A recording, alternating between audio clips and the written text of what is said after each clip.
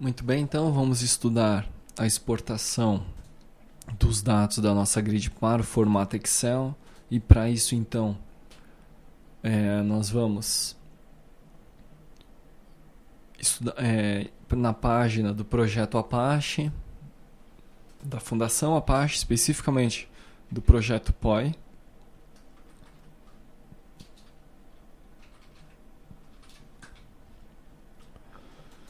Então, o POI, que é um projeto da Apache para documentos da Microsoft, tá ok? E que tem o objetivo criar uma API para manipular os diversos formatos que estão envolvidos com o Microsoft Office, tá certo? Muito bem, esse aqui é o projeto POI, é um projeto que inicialmente surgiu para Java e que permite a gente trabalhar os diversos tipos de formatos de arquivo do Microsoft Office, especialmente esses que estão aqui, né? Excel, Word, PowerPoint e assim por diante. Tá certo? Na verdade são esses três, porque o Access, né, que é o outro elemento que compõe o Office, é um banco de dados, né? Então aqui tá os três arquivos principais. Essa mesma API, essa Apache POI, ela tem uma versão para .NET. O nome é NPOI. Ok? Então, o NPOI é uma versão do POI, só que para o .NET. Então, observe aqui, né, que o POI é uma versão do... O NPOI é uma versão para .NET do POI, que é para Java. Tá certo? Muito bem. Então, para você fazer a exportação para Excel, ou seja, para a gente fazer essa exportação para Excel, nós estamos utilizando essa biblioteca, o NPOI. Depois você pode vir aqui baixar essa biblioteca, ela acompanha o projeto, né, porque eu estou usando ela no projeto. Aqui a gente tem um site, tem uma documentação, tá certo? Alguns exemplos.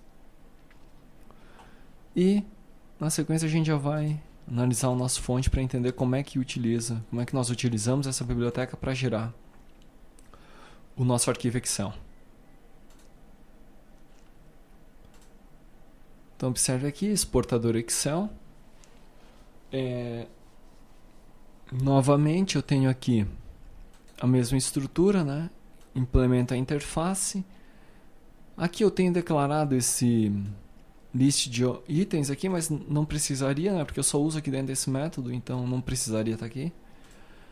Implemento o método exportar, que recebe o data grid conforme na minha interface. Mesma estrutura. Captura os itens do meu data grid, que estão na minha propriedade item source. Se eu tiver itens e a contagem for maior do que 0, vou abrir o meu diálogo. Nesse diálogo, então, vou obter um nome de arquivo, vou definir a extensão e o filtro. Tá ok? Se o usuário clicar em OK, confirmar, eu vou iniciar o processo, então, para trabalhar os dados desse data grid e salvar esses dados em um arquivo Excel. Então, veja só. Eu tenho, então, a primeira coisa que eu vou fazer é abrir o meu arquivo, processo padrão, né? Crio um arquivo com modo de leitura e gravação e o nome que eu recebi no meu diálogo. Na sequência, eu vou criar um workbook, né? Este workbook, que é o arquivo Excel em si. Dentro desse workbook, eu vou, então, criar minha primeira planilha, que eu chamei aqui de planilha default. Na verdade, poderia ser planilha 1, planilha dados e assim por diante. Então, criei um workbook. Dentro desse workbook, eu vou forçar a criação de uma planilha. Eu vou chamar o método que cria uma planilha. Agora, veja que interessante. Para cada linha dessa planilha tem que ser criada. Então, por esse motivo, eu vou percorrer um laço no qual eu vou contar a quantidade de itens que tem no meu data grid e vou criar uma linha uma linha para cada um desses itens, tá ok? Então, nesse caso, no nosso caso aqui, eu vou ter criado 160 e poucas linhas, né, que são a quantidade de bancos que eu tenho cadastrado.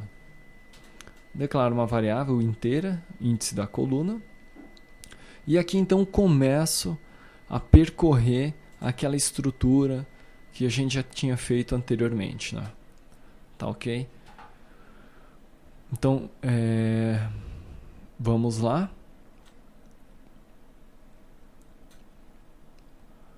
Primeira coisa, capturar o binding. Na sequência, o caminho.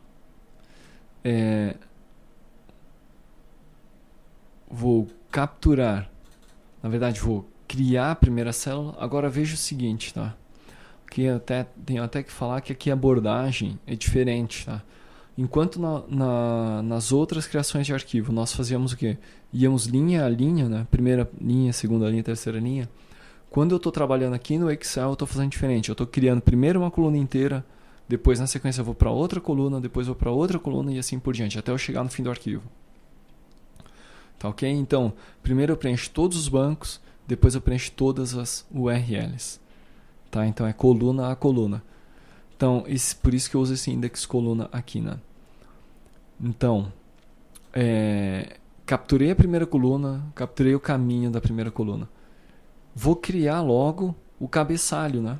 Então, observe aqui, criei na linha 0 a célula no meu índice de coluna, então observe, aqui é como se fosse, é uma matriz, né? Então, eu vou ter na posição 0, linha 0, coluna 0, criei a minha célula e vou setar o valor dela como sendo o valor do cabeçalho do meu data grid, dessa coluna, da respectiva coluna do meu data grid.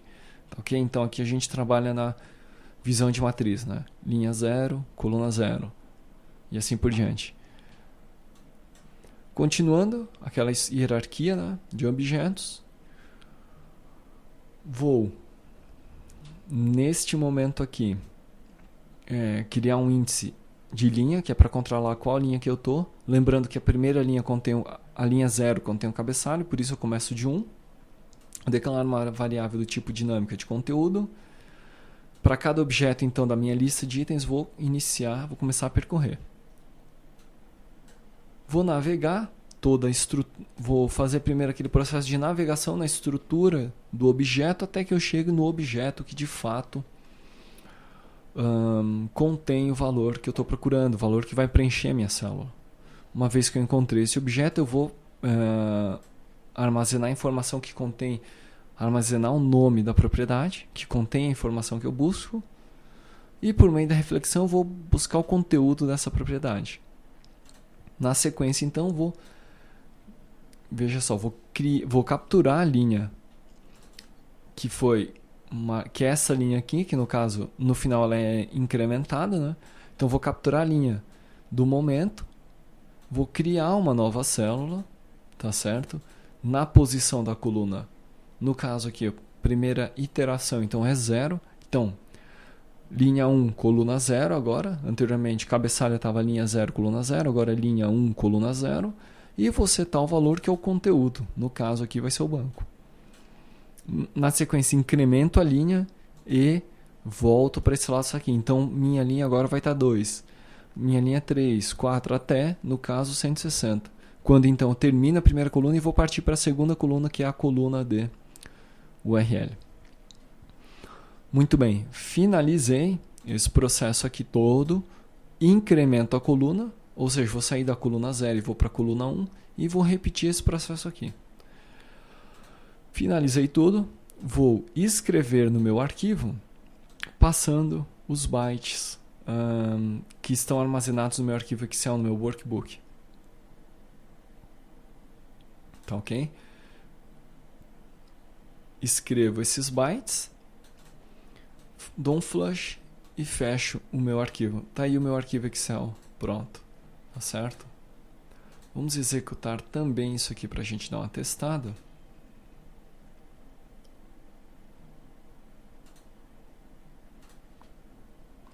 Vamos mudar o formato, né? Agora o formato é outro.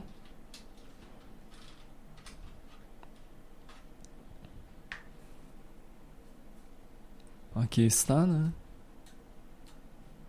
Todos os meus dados, clicar em exportar, dados lista, XLS. Vamos fechar. Aqui está o meu arquivo XLS, que na verdade, como não tem o Office instalado, então eu vou abrir com o BR Office, que também reconhece o arquivo Excel, né? Então aqui está, né? Nosso arquivo Excel. Tá ok com 163 linhas. Então, o que a nossa lógica está fazendo? Primeiro eu estou preenchendo essa coluna, depois eu venho e preencho essa. Ao contrário do outro processo, que era linha a linha, né? Aliás, dos outros exportadores em que eu ia linha a linha. Tá ok? Então aqui nós fizemos a exportação para o Excel. E dessa forma a gente finaliza a análise dos 4 exportadores que a gente tem como padrão, né? TXT, CSV, RTF e Excel. Lembrando que facilmente a gente pode criar aqui um exportador para XML, né? O exportador para XML vai ser muito próximo do que é o nosso exportador para TXT e para CSV. Apenas a gente vai ter que criar as tags e os elementos e assim por diante, mas a estrutura vai ser aquela ali muito parecida. Facilmente a gente cria um exportador para XML. Um outro exportador que a gente pode adicionar nesse componente é o exportador para PDF, tá certo? Em relação aos exportadores era isso. Na sequência então nós já vamos partir para explorar um pouco do nosso botão. O nosso botão que vai ser o botão que vai ter as propriedades para a gente não ter que ficar amarrando no código o data grid e o formato para o qual a gente quer exportar. Tá ok? Não ficar amarrando no nosso código e sim deixar isso aí para o usuário selecionar e assim por diante. Muito bem, então. Era isso por enquanto e na sequência a gente continua.